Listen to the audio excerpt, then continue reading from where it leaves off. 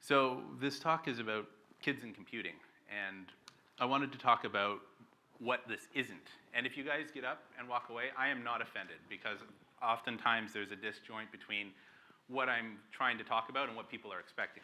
So there's no offense taken if this isn't for you, that's okay. So this isn't prescriptive. It's not a guide to follow to help your children. It's not authoritative. While my wife is a licensed teacher, this comes from no kind of curriculum. It's not aimed at high school or above, so that's my other disclaimer. I figured those kids are plenty capable of finding stuff that interests them on their own. And I don't have kids that old yet. This is not related to social media. So if you try and look this stuff up online, you'll find a lot of like, oh, have your kids check in via Facebook or post their thing via Twitter, and I think that's ridiculous.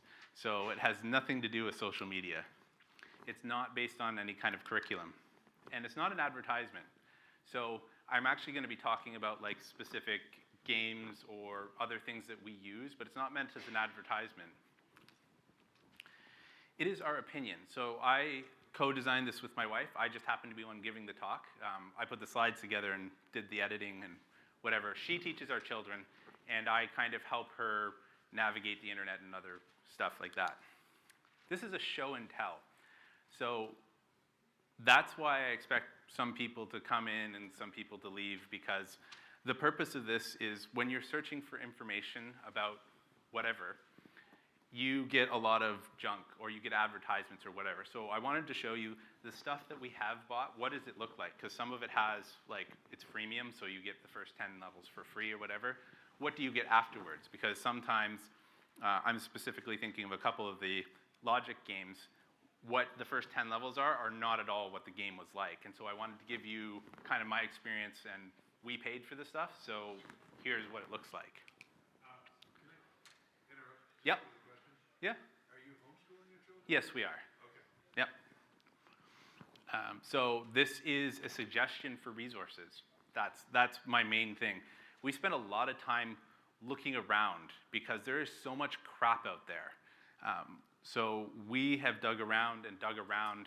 This is a culmination of probably about 2 years, just not concentrated, but like finding out this thing didn't work, but this one worked really well, and that kind of stuff. So it's more a suggestion. And it's based on our practical experience. So like I said, my wife is a licensed teacher. She taught for 7 years before we had kids, and she decided that we're going to keep them at home. So she kind of evaluated it from an educational standpoint, and I looked at it from more, is this technically relevant sort of thing? Because some of it's logic, and some of it leads to programming, and some of it's just generic education. Holy crap. So we are the parents of 2 boys, and so I have 6 and 2. So this is important because we don't have girls, so I don't know how these things test for keeping girls' interests and stuff like that. So that's my bias. And we're not an Apple household, we're not a Windows household. I don't know anything about those things. So this is Linux, Android, and Raspberry Pi, the things that we have. So some of the stuff we use, and I'm just going to rip through these because I've actually started talking about them. These first ones are, so Codapillars, CodeCart, Crash Course, and Scratch Junior are all apps. You can get them on the computer, some of these, but we use the Android app. We also looked, so some of this is hands-on. So the circuit board for kids, I have a demo of my son actually using this. So it's actual, like, you get a board and you snap circuits together and work through that. And I also have a computer that I just let my kid like rip apart, like literally, and you'll see. And it's various typing games and stuff like that. We also used OBS. I don't really cover that here, but that's Open Broadcast Studio. My 6-year-old son loves to pretend he's a YouTube star. So that was something that immediately got his attention. And then we have some stuff that we're considering, and it didn't move into like the recommendation phase because we haven't used it enough, but things we're considering that we like. So little bits is another, this is a physical thing where you get stuff that snaps together to make kind of electronic parts. And again, it's supposed to get kids interested in circuits and stuff like that. We use Minetest all the time, which is the open source version of Minecraft. I am not sold on its educational value, so that's why it's in the, we're in the consideration phase. There's a book called Raspberry Pi for Kids. Great book. It's a little bit dated. It has some really interesting stuff. Not at my kids' level. This is more like a 8 to 10-year-old kid level. And there was this interesting project related to the Raspberry Pi where the dad makes his Christmas lights bounce to the music. So they'd play any kind of music and through the Raspberry Pi and the lights kind of went to the beat. I thought that was neat. So did my kid. So that's why it's here. There's a game called 7 Billion Humans. And I won't talk much about that, but I'll show you that at the end if we get that far. So you can interrupt at any time because this is not a prescriptive thing. I hope to encourage communication. And I'm not the expert. I just have 2 kids. I work for Red Hat, so I have the technology background, and my wife's a teacher. So we kind of have that mash. So if you guys have questions or you just want to comment, great. Let's start talking like a community, right? Sharing ideas. So with that, we'll start talking about the mobile apps. So Codapillars is, even though it's made by Fisher-Price, it's actually pretty good. I was very surprised. Initially, when you look it up, it kind of looks like it's tied with a toy, but we don't have the toy. We just downloaded the app, and it's still pretty good. It's aimed at preschool. It's definitely not for kids in grade 1 because of the cutesy graphics. The logic is good, but the graphics definitely turn it off. So I'll show you what that is, but in encouraging counting and logic. And it really does go from really simple to really complex. And it's free. So this is what it looks like on the very simple level.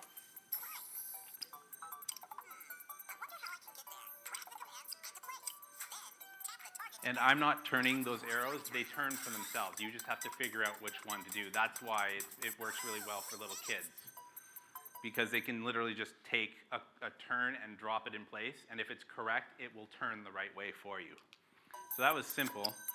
This is one of the intermediate levels, and you see the right made the turn for itself, and you get into concepts of I need to do a special action to swim across the water.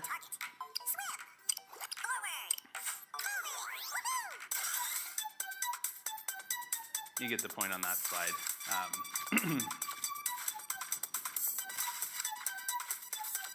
And he reaches the goal and everything's happy. The next slide is a little bit tedious, but it serves to show you how complex it is because you get multiple pathing in here. So this is something that my 6-year-old can struggle with, but he doesn't want to play it because it's got the caterpillar. And I have a solution for that after this. But you can see I've got different turns in this level. There's a leaf which tells him to eat. He has to do some special action over there, right in here. And so it's all about figuring out doing the right actions. Because over here, you still got to swim, you got to dance, you know. You get to a point where you unlock all of his special moves, and then you have to figure out which one. It becomes less straightforward which one to use. And I sped this up. This is at 80 times speed because the game is stupid slow.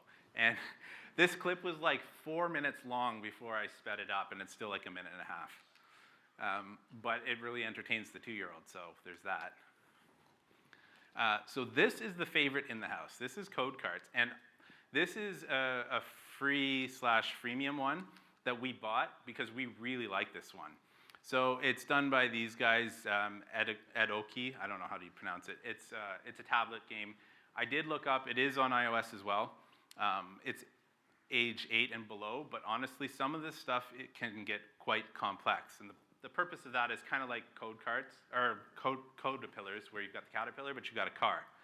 But this is one of those cases where I wanted to show you what the end level on the freemium is and what it looks like when you actually pay to play the game, because they're different experiences. So you'll notice that I actually have color coding hints here to tell me which direction that I go, it lines up with the color schemes here.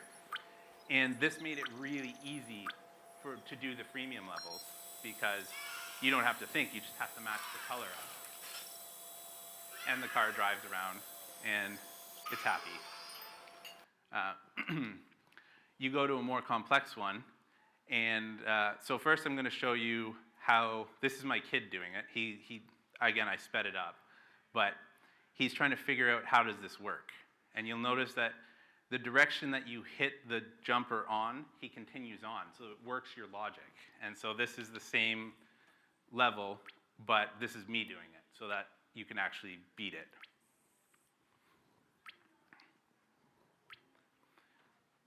So you have to choose, at each intersection, you have to choose a direction, or else it'll just, like the car parks itself every time there's a decision to be made.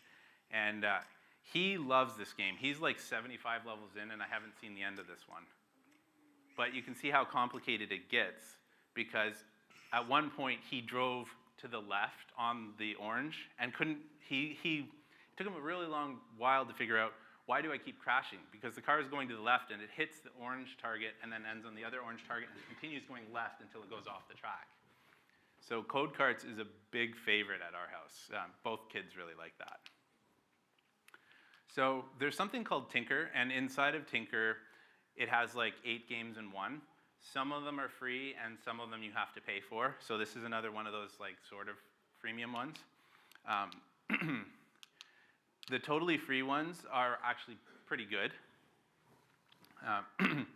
This one is more complex than the other two that I've showed you, because you start controlling things like speed and distance and the number of times you want to do that speed and stuff like that. So this is quite complex, and I show like failing a couple of times and I show succeeding. So you end up with these things where you now have blocks of code that are represented. So you're getting a little more into the programming, because the things end up locking together when you do them right. And it is similar to Scratch. Yep. And we'll cover Scratch. Although, because Scratch is like really open-ended, and this has a purpose, right? So this one holds the attention over Scratch because there's something to do and I don't have to make it up myself.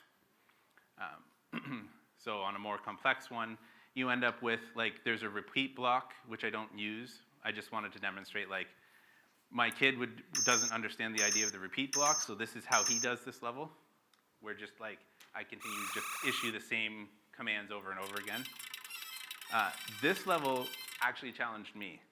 It took me, like, 7 tries to get him across, because what happens is you only have 2 actions. You've got his speed, and I touch the character, and that's it. So you have to figure out, how do I get him across in the proper timing while touching him? So you touch and you wait, and you touch and you wait. But maybe the first time you can roll 4, but the next time you can't, because 4 will roll you off the edge. And so even at the end of this one, I ended up failing because I rolled too far. By the time I got the coin, but rolled off the edge at the end. So you're talking about Scratch. Scratch Junior is a similar idea. This is also a mobile app, and it's totally free. It's free form, which means there's absolutely no point to this game whatsoever, which can be very frustrating. Until I actually showed my son like an example of something you could do with it, he completely did not understand what you should do. It's supposed to be freeing, like not constrict you to anything specific. And again, you control sounds and speeds and all that kind of stuff. So I made this little video of like a dragon and a baby, and basically the dragon walks up and roars at the baby, and the baby jumps and runs away. And when I did this, then it became interesting. But beforehand, like, it was way too open for my son, who's actually fairly creative. So I was surprised to see. And the baby screams. So you actually control actions by clicking on each one of the things. Like, so you had a dragon up here and a baby over here, and each one of them had actions that they performed. And for the baby to time properly, you had to put a weight in. So it actually is the most complex of like the junior games, because you have to understand, like, I have to do this, and then I have to wait for the dragon to get to me before I actually make the action, or else it all happens at the same time. So we talked about mobile apps, and I wanted to talk a little bit about computers themselves. So I realized when I became a father that my sons watch everything that I do. And so I took advantage of that. But part of that was also finding them something interesting to watch that's kind of educational. This show, Cyber Chase, is highly educational, but really, it engages the kids. So it implies Cyber Chase. It takes place in the world of the internet, and there is a bad guy that's always trying to like destroy the internet. And it's like 13 seasons long or something. It's been going for a very long time. But they deal with math as well as like computer concepts and things like that. So this is a good one where we can put this on for him and he feels like he's not learning. And so we kind of like, haha, it's still school hours. So a big thing that my dad didn't do with me was let us engage. He was always afraid that we were going to break stuff, right? And I wanted to turn that on its head and let my kids learn how to do things safely, especially when it came to computers. Both of my sons wanted to stick their fingers in the fan. I don't know why, but the fans were just like, I have to stick my finger in that fan. And my oldest one actually lost the tip of his finger doing that. But it's part of the exploration.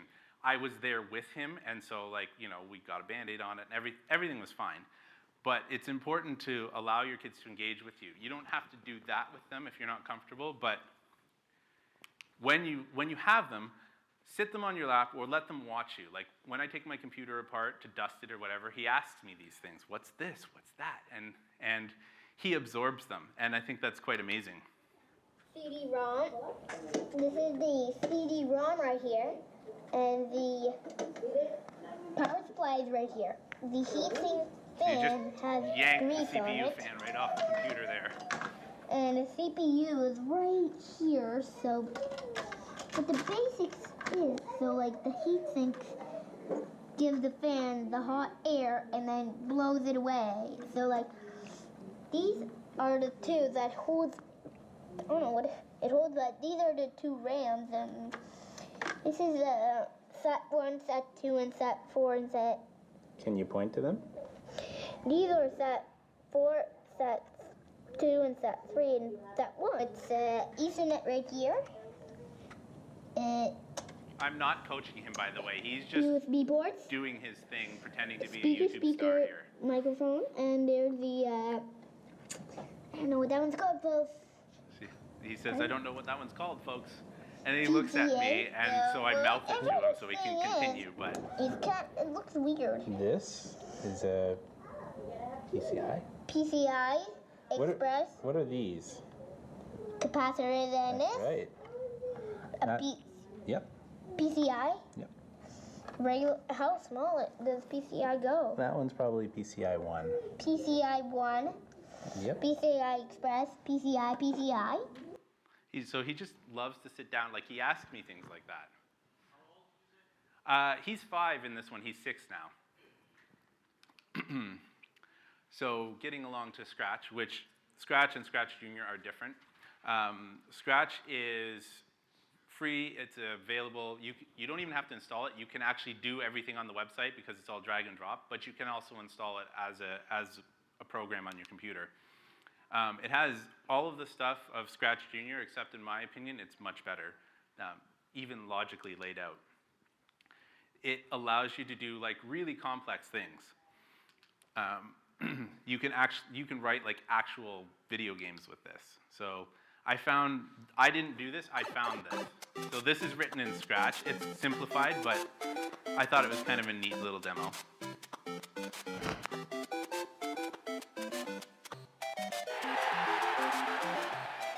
You've got like, it keeps high score, you've got life, it has all kinds of other stuff, and eventually I'll spare you the rest of it, but Koopa comes out and starts throwing hammers at you, and you collect coins, and it actually gets pretty intense. And this is the sum total of that program.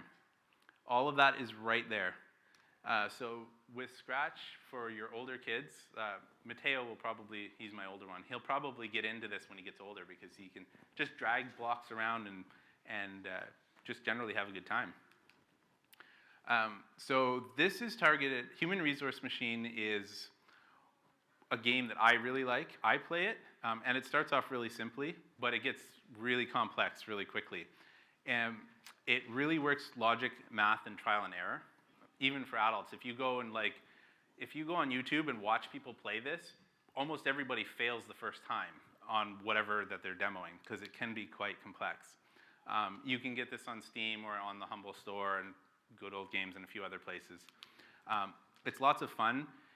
This is based on assembly, the assembly programming language. So you don't need to know what that is, but if you are technical, that will kind of help explain this. So in this is the very first level, and your objective, I'll save you the reading, is to make the word bug from these right here. So you have to tell him, pick up the letter in which box and spell it properly and drop it in the out box, and then you succeed. Right? And it does things like checks to see, like it has an ideal number of moves that you make, and then the green is me. So yellow is the ideal, the green is me. But it gets more complex. So in this one, I'm doing math. So the purpose of this one is you have to put stuff in the center and then figure out in which order you need to subtract them to make your goal. And you'll see it gets into like using jumps when it comes back. So the jump command right here means basically put it in a loop, like that. And this one actually took me several tries just to understand the instructions to get him to do the math properly. And it has like a speed up down here, so if you think you've got it right, you can just crank the speed up and he just goes crazy doing all the math. So that's Human Resource Machines. I play this game, I like it. He likes it, but will get frustrated after it gets a little too intense for him. So both of my boys, even the 2-year-old, likes to type. So there are a lot of good websites for this. I don't really list them because they're basically a dime a dozen for that. But I did want to show Tux typing because we're at a Linux conference, and so why not? I found that Tux typing can be good, but it also can be very hard because you can't necessarily make out the letters very quickly. And I'll show you. I have a demo. This is me doing the typing. So there are different game modes. I like this one. I've sped it up, like I'm in the 9th level here so that you don't see the things dropping slowly, but you can see how fast you have to type. But the letters are that hard. That's not your eyes. They're actually that hard, and that's why I started to mess up.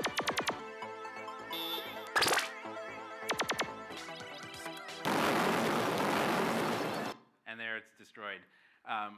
Because they're in like little blue comments and like the animation gets in the way, I started to mess up because I couldn't tell what letters they were, and sometimes the words come down and interleave with each other, and you couldn't tell like if the letters are supposed to be joined together. So at the higher levels, this one is challenging just because of the graphics, but he likes it because he makes a laser go zap every time he gets it correct. And my youngest one, he just loves it. He's just like banging on the keyboard just to try to get the little gun to shoot off. So they both really like Tux typing. So we'll talk a little bit about circuitry in the Raspberry Pi now. And we're zipping right along because apparently everybody is enthralled or sleeping. So I have a question about the previous one. Yeah. Have you filed a bug on the legibility? I haven't. There hasn't been a whole lot of activity on Tux typing in general. I think the last update was like 2009. They kind of consider it a finished product from my understanding of it. Yeah, it has several other bugs. Like it was written in a time where 2 screens weren't a thing, so it spans across both screens, and that makes it... I have 5 screens, and it's like all over the place. I can't even click on things. So by the way, people who have stuck your hand up, if you want to come and get something, like I said, there's the USB things and the shirts and stuff like that. You're welcome to it. The stuff has to go. I can't take it home, so. So snap circuits. This is a fun one. This is kind of what I alluded to earlier. He loves this. Both of the kids do, because it's really easy to use. It's a little more expensive because they're very durable. Like, I have no fear of giving this to my son, my 2-year-old, who's just going to chomp on it because it's durable enough to do that. So because of that, it's a little more expensive.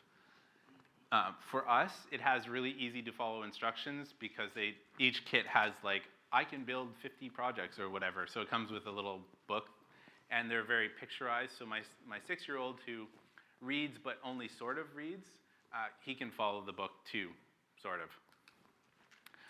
And he loves it because you get a sense of gratification. If you flip the positive and the negative charges around and nothing happens, and then you flip it back and the fan spins, that's awesome for a little kid. Okay, so we're gonna try another complicated circuit. We are going to be right here. Oops, this is only what we have left. Now, we are going to attach this fan here, this right here, and then voila. We don't let him use the sound module because it's super annoying. Wow. It's just like this high-pitched, so it's sitting on the table, but he can't use it. But both of the kids really like it because the fan will change colors if you've got the positive and negative in reversed, and the same thing with the lights, like the lights change color. And you can see it's really easy. Aside from the fact that my 2-year-old's sitting right up here, which is why my wife is hovering so close, because he wants to stick his finger in that fan all the time. You know, another thing that I liked about the snap circuits is the fact that the components are visible. Yes, they are. So you can see exactly what you're putting into the circuit. It's not obfuscated at all. You see the item. Absolutely. And what you can't see, but down on each end, there's a plus and a negative. So once they start putting, like, recognizing that, they don't even have to know what that means, but he can start assembling. Like, that's how he's able to figure out, I need to turn the light on by doing it like this. And it can be a teachable moment. Like, you can sit down and try and explain electronics to them, or you can just let them play around with it. And it has like an actual circuit diagram on it. Yes, it does. Yeah. Yep. Yeah. Yep. It's a sharp. It is. It's awesome. It is well worth the money. And it comes with the books that got a lot. I mean, Yeah. circuits that they're included. You're absolutely right. And like I said, they're easy to follow too, right? I can give the book to him and he can kind of click things together. So we really like that. We like snap circuits a lot. We're a little less gung-ho on little bits. So this gets into the like resources to consider part of the presentation.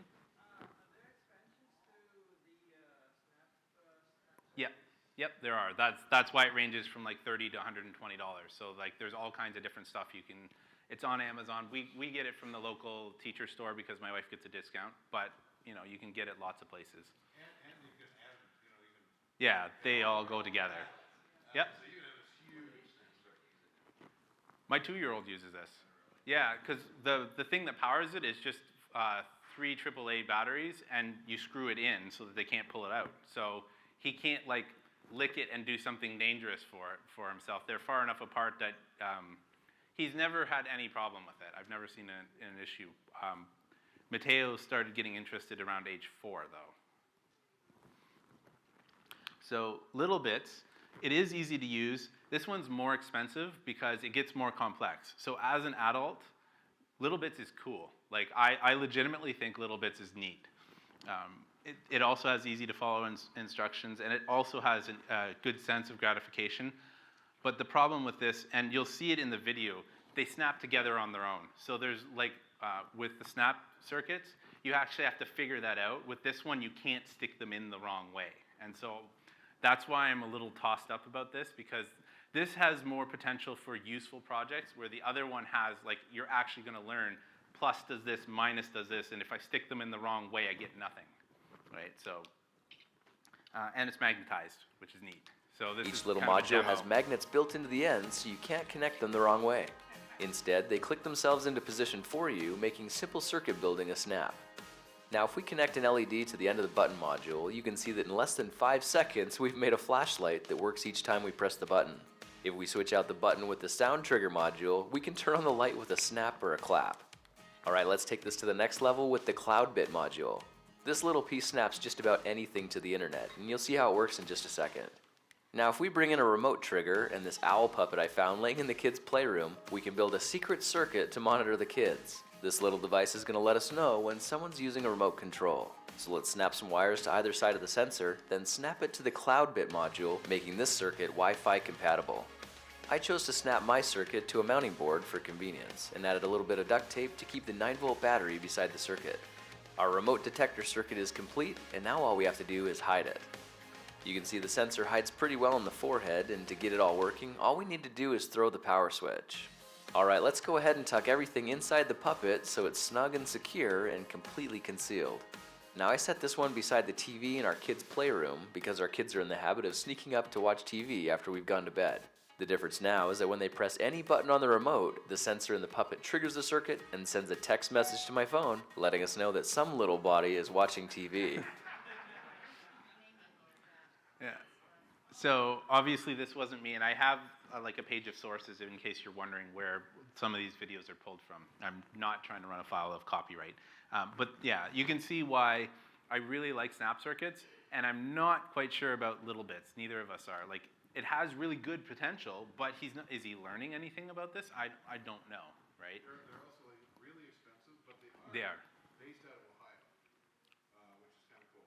They're designed, I think, in Akron. Oh, I didn't know that. So little bits is worth checking out, especially if you're not trying to learn something about circuits and you just want to have some sort of educational fun. I've seen all kinds of ridiculous things that people do with these, like they build like a burglar detector and stuff like that. So like when the door opens, a little sign pops up and says you're busted, or like one person used it in their safe and had a module for light detection so that when the safe opens, it just like blares this really annoying sound. So there are some interesting things you can do with it. I'm still not sold on the educational value, but it's fun. So Raspberry Pi, we have one of these, and he loves it because he can just touch it and there's no moving parts in it. So unless it's plugged in and doing something ridiculously hard, it doesn't even burn you when you touch it. They're cheap. You can get the Pi Zero. I wouldn't recommend the Pi Zero for younger kids. They're more, especially my youngest kid, would be more likely to put it in his mouth than try and use it. It's kind of the evolution for the circuit boards because you can get like a breadboard for it. And once he gets the idea of like pluses and minuses, you can do things like, I walked him through, obviously I did it, but he was really interested in it. I have a breadboard for mine, and I plugged in like two things. I had a little sensor that was like $8, and it's a sonic sensor, so it sends out sounds and gets it back to figure out how far something is. And I wrote a little program that says, if something's within 8 feet, turn on the webcam. And he really loved that. Like, we pretended it was like a doorbell or something, and just kind of I put a tape on the door, on the outside door. Obviously, we took it down because webcams aren't all weather, and I live in Canada. But we just put it up there, and he's like, oh, that's really neat. Like, it turns on, and I can see it. So he kind of gets a taste for using circuit boards, and he's already done the snap circuits. There are so many things you can do with the Raspberry Pi. So many things. I'm not even going to attempt to. My adult friends love to pair this with the Arduino. So I have a friend who has automated his beer production at home. Yes, that's a thing. There's another Red Hatter who he is a coffee aficionado, however you say that word, and he uses this to cook the coffee beans. He's like hacked his little, it's not a microwave, it's kind of like the mini oven, whatever they're called. And so somehow he's got that hooked up to the Arduino. So the Arduino is a purpose-based thing to deal with hardware. Like its job is to talk to other hardware. And so he programs the Raspberry Pi to talk to the Arduino, and the Arduino flips bits on and off to turn things on and off. And you can do lots of really interesting things with it. Most of the things, if you type, so if you searched like 3 years ago, you get completely different results. Like if you said, what can I do interesting things with the Raspberry Pi 3 years ago, you got actually good stuff. Today you get like the same 9 things. It's like, you can run Minecraft and like all of these sorts of things that you just basically do on a regular computer. I'm like, this is not a project. This is just me doing an app to install something. But it does mean that if you want to give them access to a computer and you have a monitor bolted to the wall or something like that, you can. Well, I say that because my youngest will pull. He'll just be like, I just want to take this with me and like try and walk out with it. He's been walking since 6 months. He just got up and walked one day. Now he just pole vaults out of his crib. So nothing is safe from this kid. Everything is up, but significantly up, because he's learned to, we have a 2-step ladder, and he's learned to go in the kitchen and pull this stupid thing out and just get what he wants. So we've got I have monitor arms that are bolted to the wall and stuff like that, just so that he doesn't get it. But yeah, so if you're comfortable giving your kids access to things, Raspberry Pi is great just because they can bang away on it. This is the book that I mentioned earlier. It has one specific project in it that I really like, and the rest of them are just like, eh. It's building your own interactive map of your neighborhood, and it's really neat. Little kids need help with this. This is something like 10, 12, 14 years old that's good with. But it's really neat for them to be able to see how this works. You can put points on the map, and you can move around your neighborhood, and it's really neat to watch them explore this sort of stuff. What price on the book? It used to be $25. I imagine it's still somewhere in the same price range because books don't drop that much, but it's not that expensive. It's also neat, once you get on your mailing list, different times they have sales for like $5. Yeah, exactly. I didn't say this, but you might be able to find this online somewhere. So this is the Raspberry Pi with music lights. I wanted to show you the clip, but then I couldn't do it justice because it's like 7 minutes long, and I didn't want to speed it up because that ruined things, and I didn't want to cut it down. So I just wanted to mention, if you, for example, go on YouTube, you can find the guy that's doing it. I also have it in the sources, and I have the source video if anybody just wants me to give it to you on a flash drive to look at, or I can show it, I can play it afterwards. But it's really neat. He just walks through plugging all this stuff in, and then he goes outside and he videotapes his house, and you can hear the music blaring inside the house and the Christmas lights dancing along to it. It's neat. So Minetest or Minecraft. So I like Minetest because it's free and it's open source, and he doesn't really need to know the difference. This one is another one where you'll see a lot of people really pushing Minecraft as an educational tool. I'm not sold on that. So what I chose to do is show you right here. So this is a crafting book, and what happens here is all of these things you can click on and it shows you a recipe. And sometimes you have to go 3 deep. Like this thing right here is developing plutonium, so you click on that and it'll say you need to have unenriched plutonium. So how do I get that? And you have to walk all the way back. So it was actually really neat to watch my son work through the logic of this, being able to figure out, I need this component part, but to get this component part, I need the thing before it. And it was good in that regard, but I don't understand why everybody says that this is such a great educational game. I haven't quite figured that out yet, so that's why we're in the things to consider phase. This is 7 billion humans. This is the evolution to human resource machines. It was updated to not be on assembly, and now you have to control multiple guys at the same time to achieve your objective. So definitely not for younger kids. I struggle with this one a lot. So the object of this, since it's sped through it, is it wants you to make a diagonal line with your key. So what's happening here is you're telling him to pick up the box that's in front of him, and then I'm going to drop down a thing that says, right up here, you can't see it, but there's a little white bar that says, if there's something diagonal, and that diagonal thing is another box, drop your box. And that's how you tell it to make a diagonal line. So right here is a grid, and it's a 3x3 grid, and then you can do equal to, not equal to, a whole bunch of different stuff like that.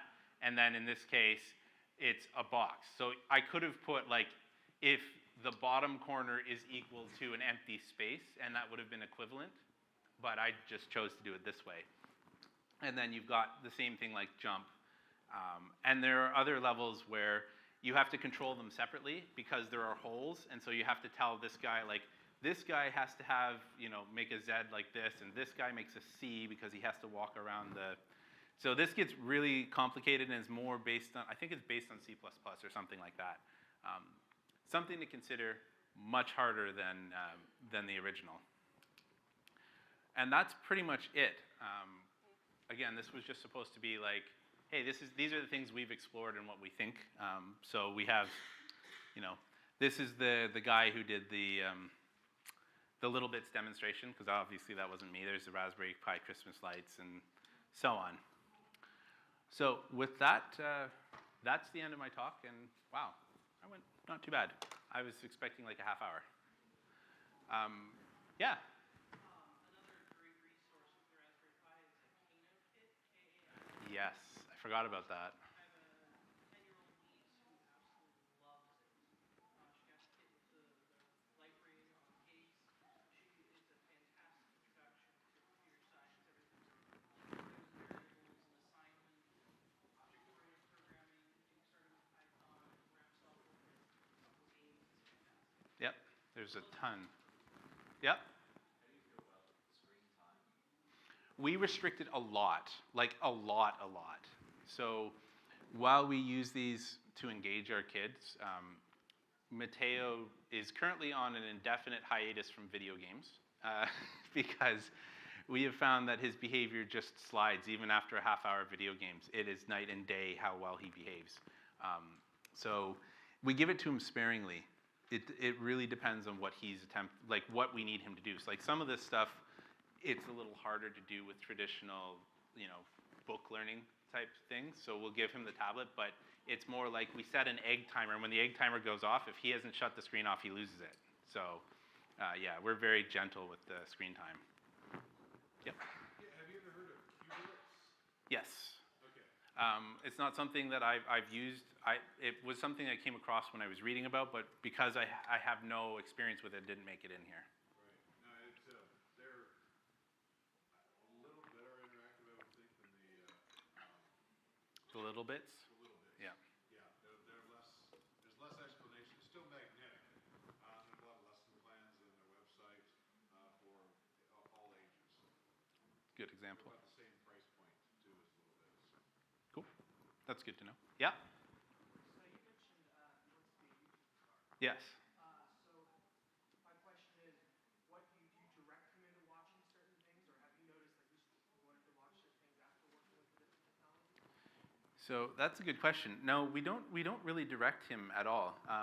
He really likes cars. And so he watches, so we also really curtail YouTube. Don't let your kids watch YouTube uncensored, like unattended. It is, especially the autoplay is terrible. There's a TED Talk on this, but basically within 7 autoplays, you get from a Peppa Pig video to Mickey Mouse masturbating. And it is ridiculous, even when you have like the stuff. So to answer your question, he likes the RC cars, and they do it's geared at other adults. So they do they flip over the car and they say, oh, it's got this kind of horsepower, and they talk like that. And so that's what he imitates. He imitates the adults who are talking to other adults because they're showing off, they want to show how awesome their RC car is. Yep. What's that? I'm not, oh, YouTube Kids? Yeah. No, that's the same thing because YouTube Kids removes the ads. That's the whole purpose of it, but it doesn't change the play algorithm that happens behind the scenes that chooses. So what the algorithm is doing is saying oh, the person liked this, and then they'll play the next video. Oh, if they like this, then this person is also, and it walks down that kind of chain of association, and that algorithm doesn't change with YouTube Kids. YouTube in general is a terrible thing for kids because the kids' videos are actually designed to trigger dopamine in your kids, and their brains are not ready for it. So it causes an addiction in your kids. And I have sources for this. I wasn't prepared to talk about this, but when we looked into it, we found a lot of psychologists talking about this stuff. YouTube is really bad for the development of the kids' brains. It's terrible. They go through withdrawal addictions if they can't watch YouTube. It is crazy. And the people who have figured this out have, there's a YouTube channel that all the guy does is opens those stupid Kinder Surprise eggs. He's got 8 billion views on his channel, and that's all he does. But he's figured out how to make it so the kids just drool over him opening these stupid eggs. Yeah. They have a snap circuit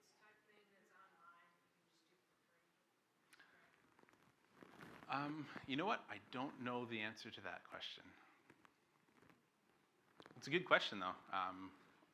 So we have a couple of stores up in Canada called like Masterminds and a few others where they're educational stores geared for kids, and you can just go. They love kids, and honest to God, they love kids. It's amazing. You walk in there, and Mateo will pick up a box. They're like, "Oh, do you want to see?" And they rip the box open, and they like do it with him, and like they're fantastic. So when we're looking at these kind of things, we go to like a mastermind because of that.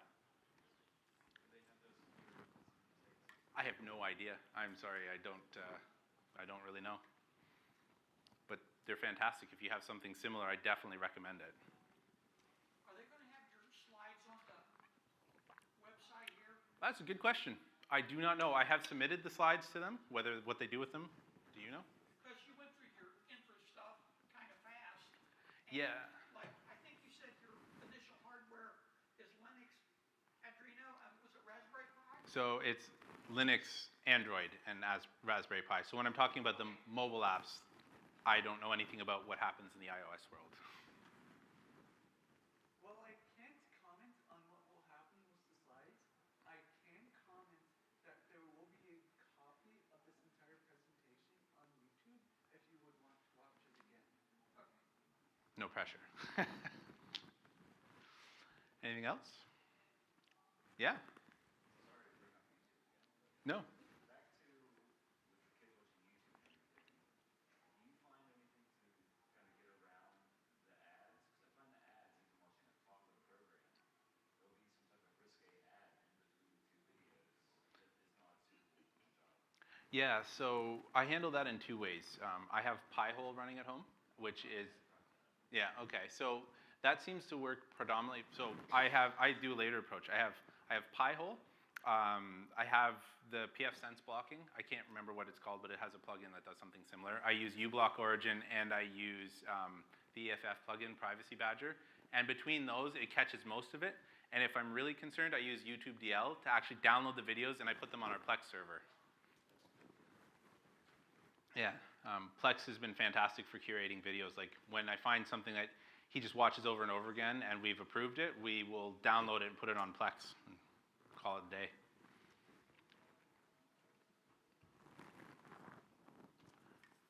Well, good questions. I will release you into the world. Thanks, guys.